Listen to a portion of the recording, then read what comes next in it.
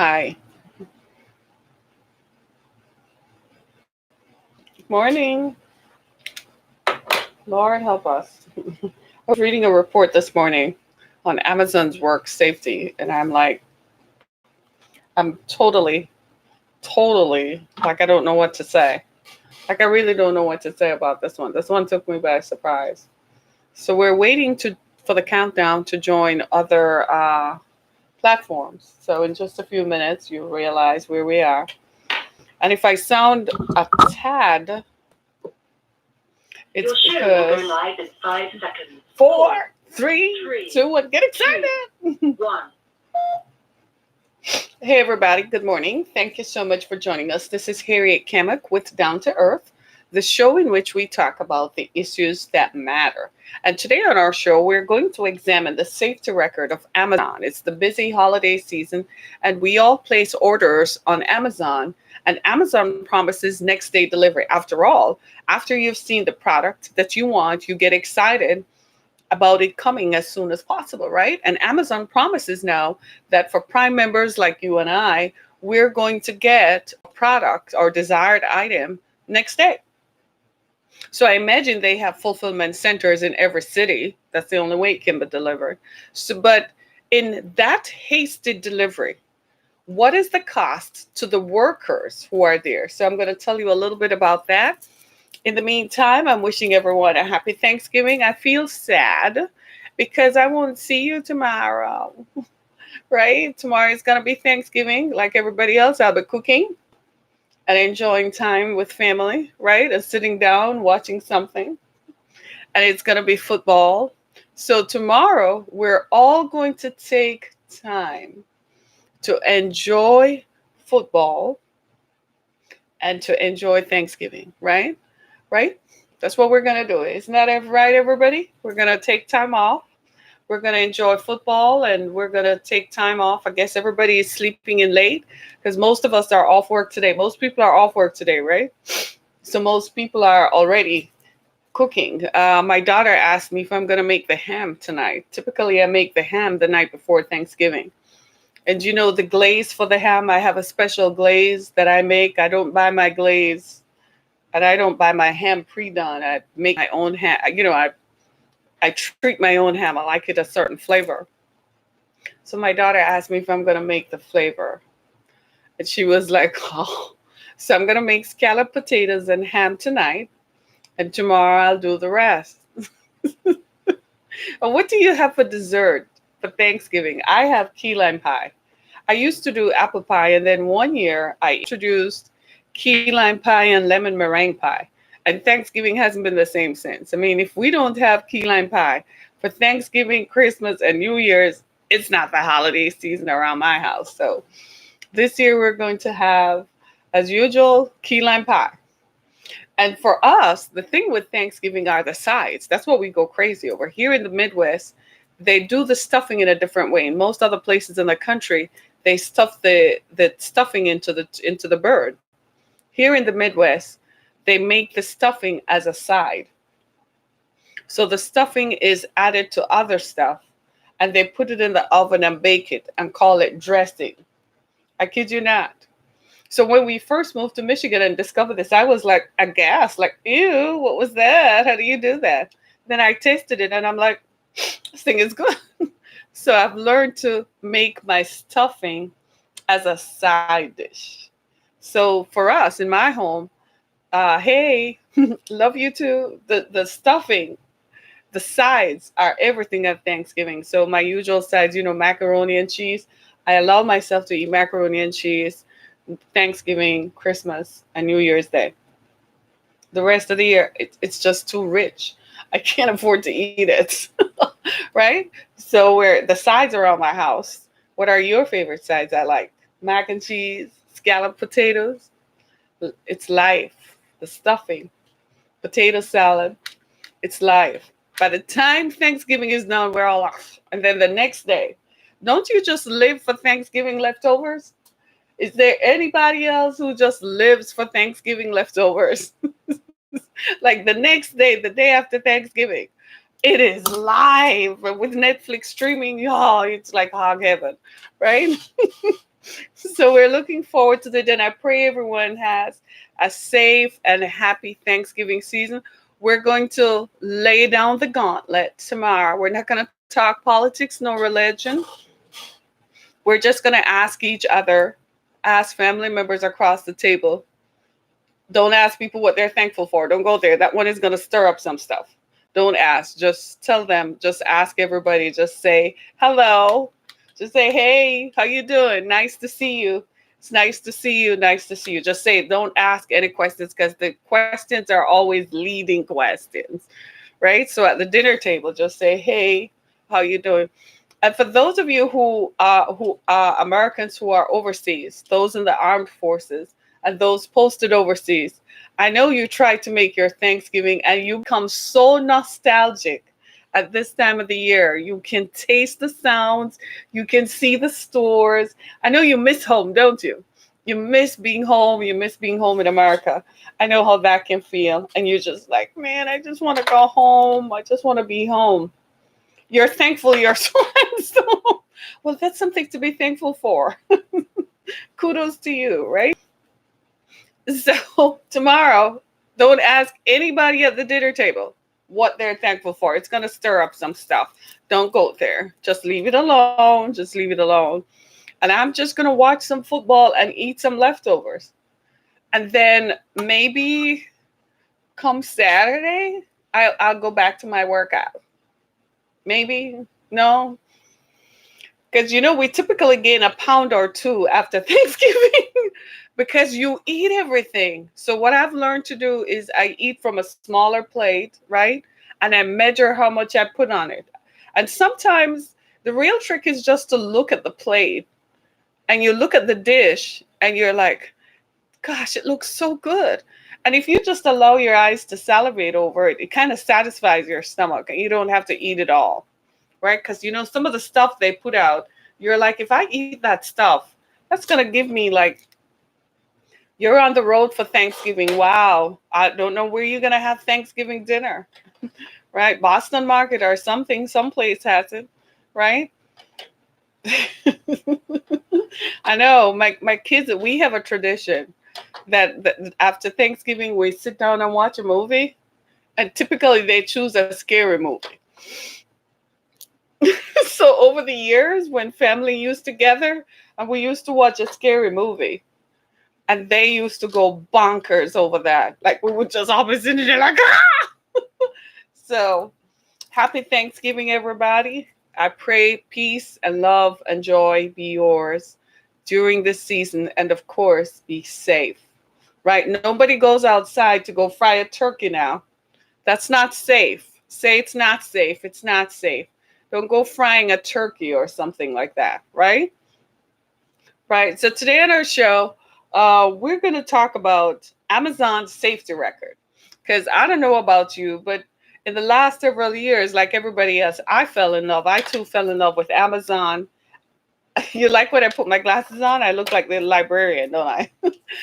So I too fell in love with Amazon and their promise to deliver products quickly. I mean, they also have really good prices. I'm zipping up my hoodie because I'm going to talk and get excited a little bit.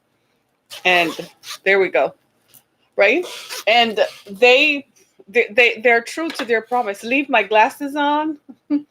Leave my glasses on. No, but you'll see the reflection in it. That's why you'll see the reflection of the light. That's why I take my glasses off, because you'll see the glare and the reflection. So and I really only need it for reading close up. Like I can read a mile away, but close up fails me. Totally fails me. So like everybody else, I like buying stuff on Amazon. The convenience of online shopping took me over some 10 years ago. I kid you not. I remember discovering Amazon by accident. I was on Facebook and discovered that you could go online to Amazon and buy stuff. And I remember telling my daughter about it and saying, we should have an account with them and just have stuff delivered. And I kid you not, after that, it was over for me. I remember explaining to my mom that you can get these things to buy online. And she was like, what? I'm not doing that. because traditionally most of us like to go into the store and look at stuff. There's still some things that I like to buy in store, right? I can buy clothes online, but you know how that works. It might be iffy. You have to get to know their styles unless it's someone you're familiar with, so you know that the sizing is going to work. But there are some things that you can literally buy online. There's some online some retailers that it's a guarantee. Target and Walmart are top of that, right? It's almost a given that if you order something from Target, it is what it is when it comes, right? You probably never have to return it. And nowadays, most retailers make it easy for you to return stuff. I mean, if you buy it online, you can return it in store, right? You can also buy it online and they will tell you you can go pick it up in store if you want it the same day. That also works. I mean, you just sit down from the comfort of your home and you say, well, I need a new 50-inch TV. Let me see who has the best prices. You go online and you look it up and you're like, oh, buy it. I can pick it up the same day, right? Whereas you don't have to get in your car, drive around from one place to the other. So the appeal of online shopping is irresistible to anyone, anybody, anywhere at any time. My youngest daughter, who is Generation Z, you would have thought that her generation would be all about online shopping. They are, but they also say they like to go in store. My youngest daughter keeps saying that Amazon has killed every mom and pop business in the world, but online retailing has worked for folks like me. When I first sold my books, bookstores traditionally don't carry authors they don't know. But I had this whole world out there that would buy my books online. So Amazon, I was promoting it because I was like, you can get my books on Amazon. People were like, what's that? I'm like, go online and look me up through Amazon's portal and you'll find my books. As a matter of fact, would you do that today? Go and buy my books. They're available on Amazon.com and BarnesandNoble.com. So one of the things that we have found now is that there is a rush to corner. Amazon totally has cornered the online retail market. It's safe to say mom and pop stores all over the country have disappeared, right? They're no longer main streets in America. They have given way to online retailing that they can't compete with. They can't compete with the prices. They can't compete with the selection and the variety, right? So online retailing has become the wave of the future. It has become the future. It is the currency of now. So when you look at, well, what does it take to deliver products same day? I mean, was it just a few months ago? Like, I think back in August or September, I went online to Amazon. I saw something I liked and I wanted to buy it. To my shock and delay, it would have been delivered the same day. I kept saying to myself, this is impossible. How? Do you know it actually was? It was like about 9 o'clock in the morning before I went on air. And it was delivered the same day, y'all. The same day. So I began to think, well, what is it costing?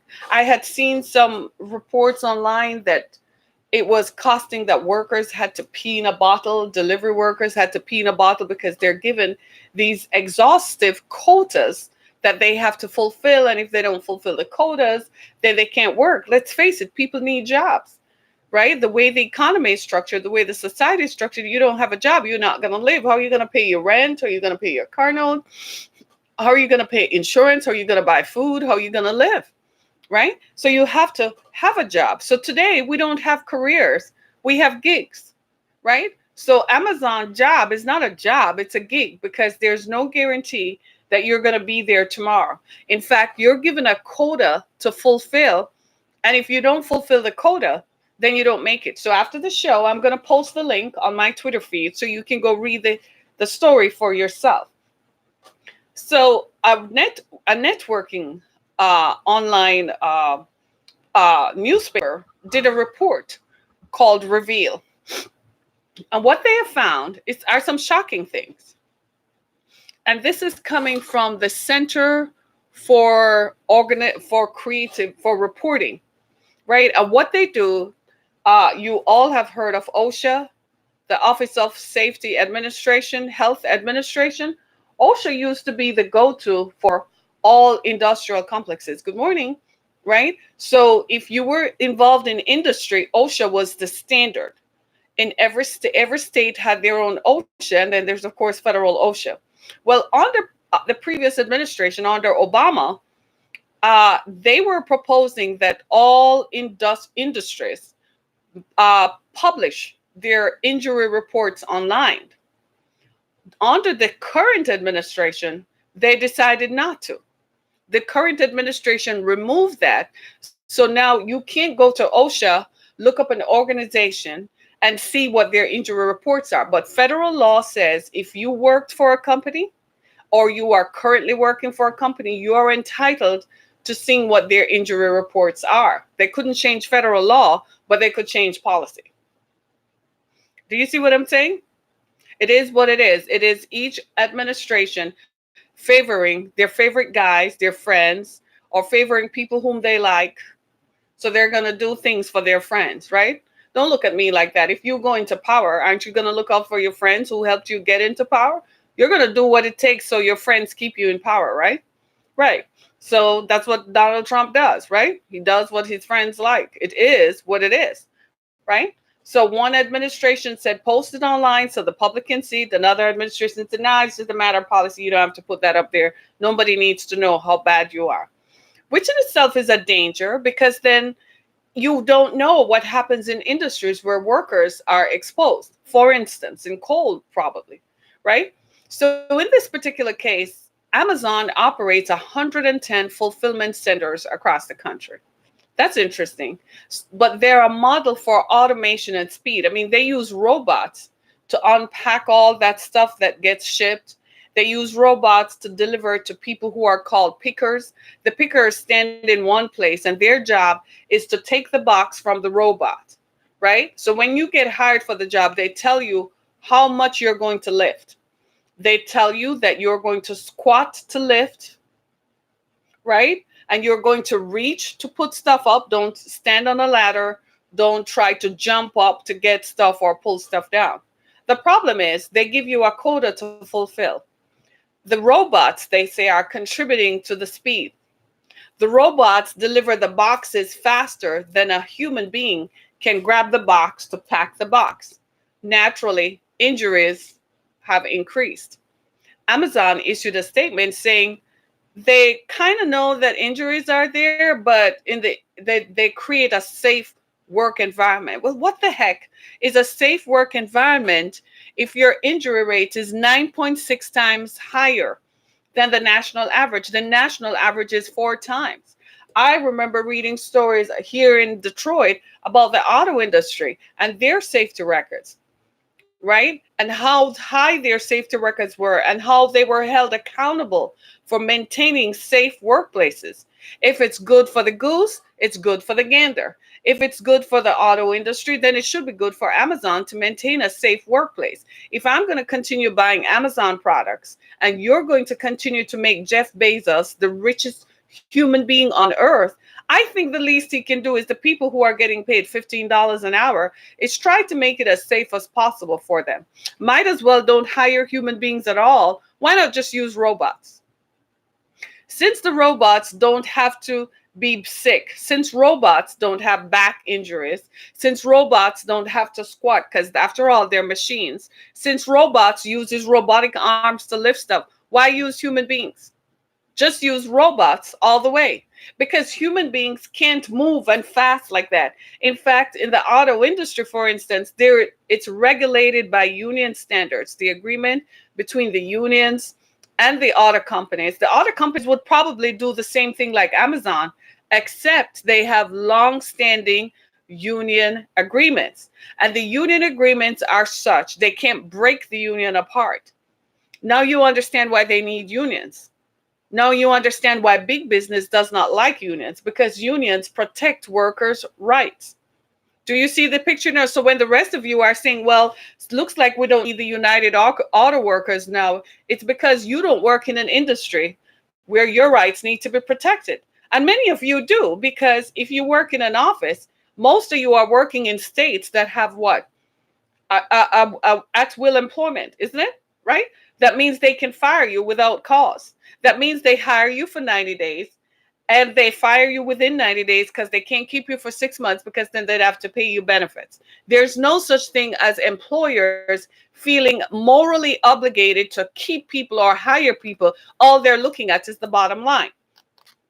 Maybe you need unions where you work. Maybe you need to form a union that is going to protect workers' rights. Here in Detroit, the auto industry has unions, right? There's even, I think, an electrical workers union, a plumbers union, right? And it protects the rights of those workers. It makes sure that their injury rates are monitored, and even if they get injured on the job, what happens is they're going to be protected. In one story I read, one woman in Eastvale, California, who worked in an Amazon fulfillment plant, she has been injured on the job after just 3 months. She didn't stay there long enough, but the workers' compensation is about to run out. She might lose her home if she doesn't get it. She's so injured that her doctors, Amazon's doctor, said she cannot work anymore at lifting boxes and so on, because the rate at which she was turning ruined her spine, ruined the operation of her back. She's just one of hundreds of stories. And because under the current administration, Amazon is not required to publish this online, you and I will never know. But if someone worked for Amazon, they can request it. So when employees, there's nowhere that they can complain to because they don't have unions. So if they're injured on the jobs, they're given quotas to fulfill. Here's how it works. It comes through a hierarchy. So it comes through the regional managers, the upper management. Then they distribute it down to the supervisor on the floor. The supervisor on the floor becomes the enforcer of the policy that is detailed and dictated by upper management. You see what I'm saying? I know you all can relate to this, and you're like, well, Harriet, what does that have to do with me? Well, I'm saying all of this because when we buy products from companies, you want to know, what do real people go through? Because now I'm looking at it, maybe I don't want it next day. If it is going to cost someone their back, if it is going to cost someone to be so injured that they can't work anymore, how are they going to live? Because I am affiliated with an organization that provides shelter to victims of human trafficking, my own organization, and because I'm part of a Detroit coalition of homelessness, I can tell you firsthand what happens when people lose their jobs. When people lose their jobs, they and their families are homeless. We have an epidemic of homelessness, not just in the city of Detroit, but around the country. Around the country. Why? Because people can't work. When people become injured on the job and workers' compensation runs out and they can't work, then they can't live. So I'm saying, why does the pace have to be so fast? Maybe Amazon needs to re-examine the way they do their job, execute their tasks. Maybe the pickers and the stowers don't have to be humans. Maybe they can be robots, and just leave the job of quality control to actual human beings. Or how about just reducing the quota? I mean, there's no way that they can actually tell how this happens. I mean, I read in one case where somebody who worked for Amazon and then left to go work for a competitor said Amazon uses a very sophisticated system to track workers' movements. They're constantly under surveillance, right? And he said the place where he now works, they use Excel spreadsheets. He's marveling. He's totally marveling because that gives him better control of how he allocates workers and distributes workers to tasks. So to make Mr. Bezos the richest human being on earth, he doesn't care about people like me. He has too many billions, right? He doesn't care. All he cares about is, am I going to buy another Amazon product? He jacked the system in such a way that I am going to buy another Amazon product, because chances are all my retail stores, most of them have gone out of business. Malls are closing. When you go to the mall now, do you see a Sears? Remember? How many of us used to go to the mall and walk through Sears? It was like you got to the mall, y'all, right? And it used to be you'd park around Sears and I'd walk through Sears. Sears is closed in most malls today. Most of the retailers that I enjoyed shopping at, they don't exist anymore. Not even online. They went out of business. Forever 21, one of my last favorite places to just go into. Forever 21 is in bankruptcy. It's only a matter of time before they close. Replaced by Amazon fulfillment. More and more workers. Again, the rate is 9.6. Amazon employees are injured at double the national average. The national average is 4 per 100,000. Amazon, it's 9.6. Pretty steep, right? They operate 110 fulfillment centers. It is not unusual in 110 fulfillment centers to find people injured at double what other fulfillment centers do. Everybody operates a fulfillment center. You know that, right? Macy's, Nordstrom Racks, Nordstrom, Saks, Fifth Avenue, right? They all operate out of fulfillment centers, right? So everybody operates Walmart operates a fulfillment center. Target does, right? So when to tomorrow, after Thanksgiving, when you all contemplate that you're going to go shopping on Black Friday, it is Black Friday, because people are going to injure and shoot themselves to try to get a deal from Walmart. I need to go on walmart.com and see what they have just for the fun of it, just to see how people are going to kill themselves to get it, right? So when you think about these things, you have to think about what good does that do for the society. When I tell you more and more every day, when I look at these things, I'm seeing where we are reverting back to the conditions that existed during the Industrial Revolution, where workers were treated as if they're disposable items for an industrialist, and there are no workers' rights, and the rich get richer, and it becomes just like the Hunger Games. Tomorrow on Thanksgiving, watch the Hunger Games, the first Hunger Games, not the other two that looks glorified. Watch the first Hunger Games. You're getting an idea of what we're going to look like as a society within 50 years or less. So I'm saying to all of you, if you don't have money, you better go get your cash. But go get your money, people. Go get your money and hold on to that bad boy. Go get your money, because they're coming for it, right? They're going to strip away and slowly strip away at people's rights, at workers' rights. They're going to strip away at your human rights. They're going to strip away. And one day you wake up and you realize you don't even have a right to stand outside your own house. What? Then you found out it's not really your house. It's not just that the mortgage company owns it, but the government owns your house. The people own your house. Other people own your house. I kid you not. It's getting there. And there is no, who are you going to be outraged to? The media is owned by rich people.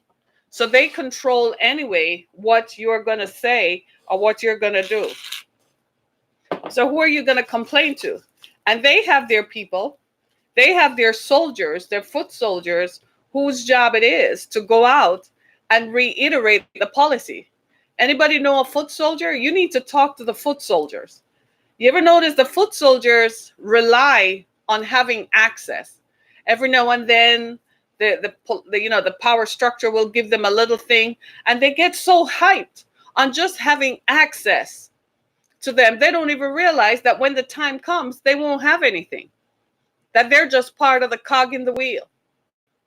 We have to watch out for one another, right? So this holiday season, when you're shopping, like most of us, because most of what we need is going to be on Amazon at a better price, think of the cost, the real-time cost of delivering that product and the real-time cost of delivering it for someone else.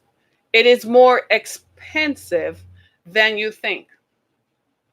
And I dare say that we're returning to the time when workers, just like we used to read about during the Industrial Revolution, we're seeing it in real time. People who live under bridges, they're almost invisible. I read a story recently on CNN.com that talked about how the homeless folks in San Francisco said that one of them said that the people who used to help them when they were homeless now find themselves homeless too. Imagine that.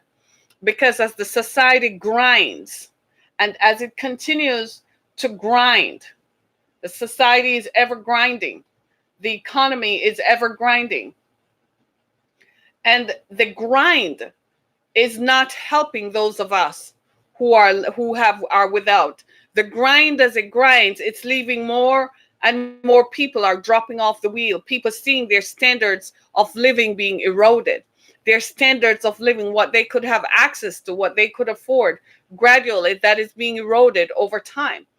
And you have to sit back and ask yourself the question, to what end is this? Where is this all going? What is the grand purpose? Because things don't just happen. This is why most of us don't believe in this evolutionary idea that the Big Bang created the sun, the moon, and the stars, because that doesn't make any sense. It just doesn't flow. Somebody with intelligent design must have created this. So when you look at how all of these societal impacts are going, you have to ask yourself, what is this going? There's a big design. There's a grand design behind all of this. And that is what we need to explore. We need to excavate. We need to think, my friends. We're not thinking. We spend way too much time being entertained. We spend way too much time allowing others to influence our viewpoints with what they want us to believe. They want us to believe that the issues of the day are confined to homosexuality and men wanting to be women and women wanting to be men. They want us to think that the issues of the day are just simply about that, when in fact the issues of the day is how industrialists have now controlled the economy, controlled the society to where workers are getting injured at 9 times, at double the national average, and there is no accountability and no reporting. Because as administrations come and go, one person likes this, one person likes that, one person favors this, another person favors that, and some people favor this, some people favor that. And what you find happening is that people get shuffled in the shuffle. People are lost. This is why we have a bridge economy now. You know what's a bridge economy? That's where people live. You want to find where people live today? Go under a bridge in any city in the United States. You will find that's where people live. There's so many homeless people. You don't see them during the day. You know why? Because they're afraid to be seen in the day, because they don't want to be rounded up.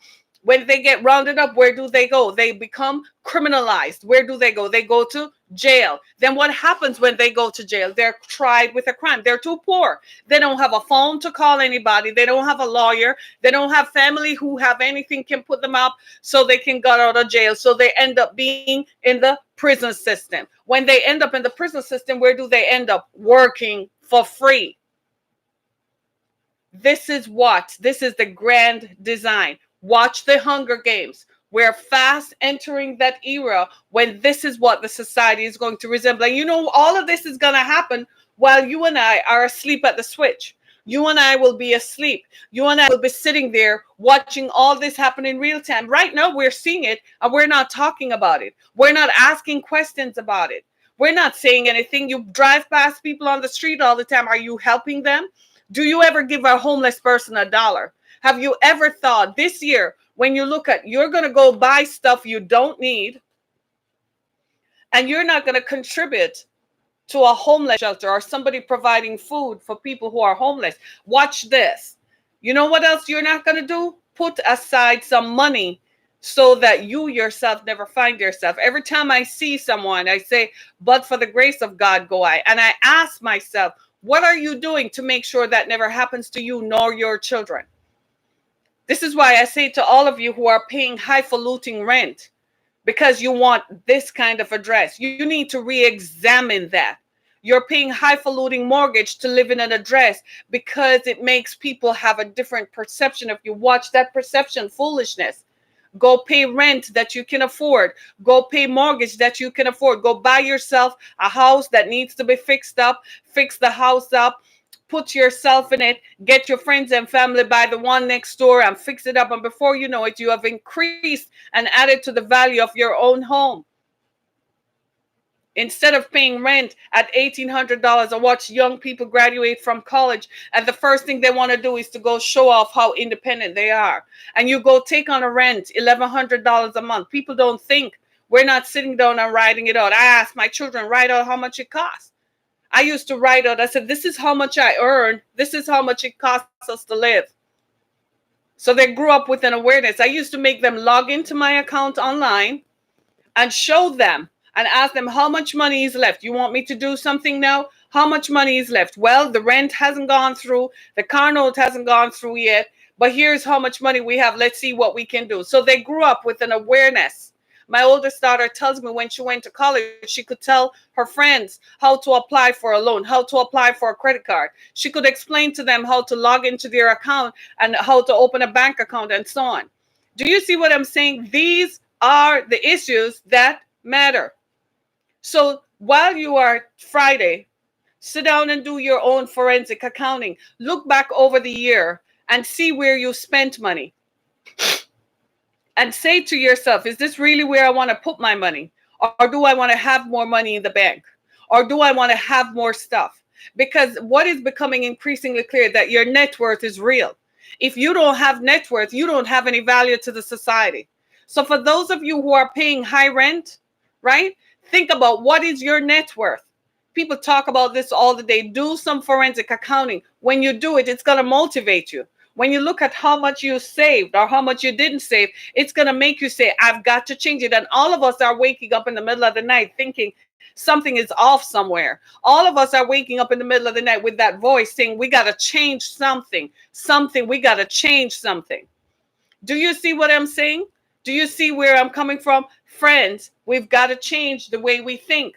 It's not enough to just say, oh, I have $200. I can go. No, save that $200. It's not enough to say, well, I think I need this or I think I need that. No, it's not enough. Because there has been a fundamental shift. This is not the society where people were more generous or people felt that they had a moral obligation to be better or to take care of their fellow man. No, people don't think like that anymore. It's all about me and what I want. It's all about my bottom line. It's all about me big pimping and profiling. So for all of you who go change your car every 2 years and go take out a lease every 2 years, you got to be kidding me. Go buy yourself a 2-year-old car. Go down to the car dealership. Go to the used car section. Buy yourself a used car. You're way better off. Same car. Same vehicle. You care about what your friends think or you care about what your money thinks about you. So many of us get caught up in wearing the latest and the greatest. People kill themselves over wearing Christian Louboutin shoes. I'm looking at you all like you're all crazy. You're going to spend $1,800 on a pair of shoes? To what end? And you're going to fall down in the same shoes anyway, right? You're never going to catch me spend more than $100 on a pair of shoes. I kid you not. It just ain't worth it for me. It just isn't. How long am I going to wear it for? The end of time? No. What's the point? So many of us, when we look at, we have so much stuff. We have so much stuff that could have been translated into money. My friends, I'm telling you, go buy land. Go buy land. Go into the inner city and go look it up online. You don't even have to go just go online and see what they have available. Go buy the land. Own the land. You'll get ideas what to deal with it. Go put your money into something. Some of you have money and you're sitting on it. And you're like, what am I going to do with it? Well, you can make a donation to the Exodus Foundation. At least we're doing something with it. But you can also go buy something for yourself. Move out of that expensive apartment. You're paying $1,500 a month. How are you going to save anything to buy a house? You're paying $500 a month. They did a study on CBS recently, and a 2020 Ford Explorer or 2019 Ford Explorer is $853 a month. So for 3 years, they stretched it out to 8 years. I'm like, nobody keeps a car for 8 years. You're going to take 8 years to pay $400 a month. The interest on that kills you. right? Mind blowing. That's how expensive. You know who is making the money? The automakers. Why is it costing me $800 a month for a car that you build in 3 months? A car that is made out of plastic. You hit it. If you're in your car, just hit your dashboard with your fist. The thing is sunken in. It's all plastic. In an accident, all that stuff just becomes plastic and kills people off anyway. Why are we spending $853 a month on a car note for a Ford? I was done. I mean, years ago, I told my ex-boyfriend, I said, I stopped buying cars through a dealership years ago. I buy a 2-year-old car, a 4-year-old car. I buy it cash and I'm done. He thought he was one of those big baller types. He couldn't understand what I was saying. I said, so you telling me your fleet of cars, you paying a note on that?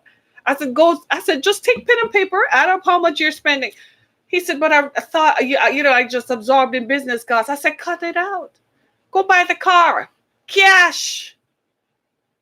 You own it. Pay the insurance on it and maintain it. You're better off. He has never looked back since. I kid you not. No wonder he doesn't like me, because I make sense. You see what I mean? Right? Because I think through this, because when you look at it, you have to ask yourself, it's like some of you take out a loan. Some of us take out a loan on a house. We like the house. And you want to live in a nice neighborhood, and you want a big house because, you want your friends and your family to think you've made it. So you go buy a house. You have to ask yourself, if something were to happen, could I pay this mortgage? So you're going to pay $1,800 a month for mortgage.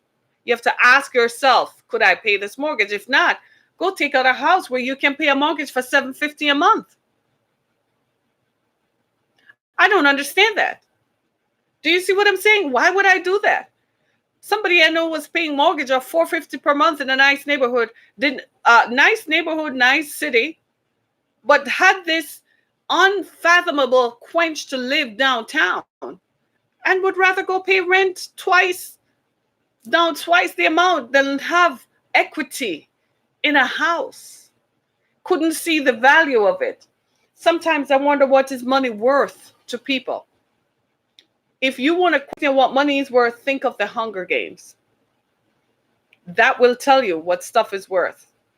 They will strip you of what you own. And if you don't have a house, they will put you in a commune to live because you don't have any value. What value do you have? Mind-blowing, right? When you think about these things.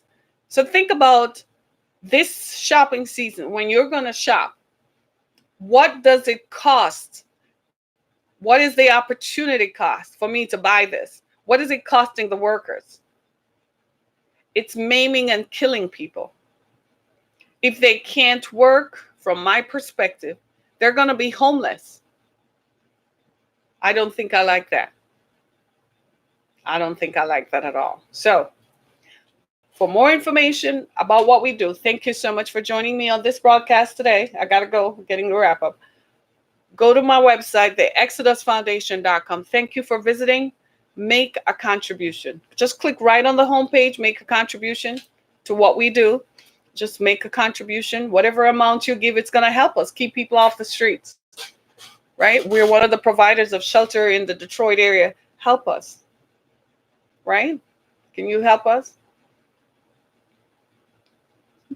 Right? So go to the exodusfoundation.com, click on donate. We're a 501c3 organization, which means we're duly registered with the IRS. Yes, we do. They know about us. So we're not just some thing out there, right? Go to the Exodus Foundation, make a donation, as well as you can go to Amazon.com, BarnesandNoble.com and buy my books. I guarantee you they're not being delivered by fulfillment. Right? Help us to keep our show on the air. This is a listener supported programming. So go to my page on anchor.fm and it says support this podcast. Click on it. You can do that for 99 cents a month. It helps us to keep ourselves on the air. Thank you so much, everybody. Happy Thanksgiving. No politics, no religion. Don't ask people what they're thankful for either. Just say, I'm so glad to see you. Let's eat. Just say, I'm so glad to see you. Let's eat. Watch some football. or watch a scary movie, which is what we're going to do around here. Anywho, thank you so much, everybody. Be blessed.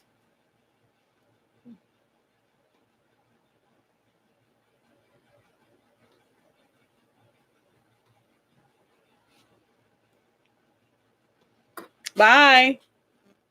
Thank you for using Blog Talk Radio.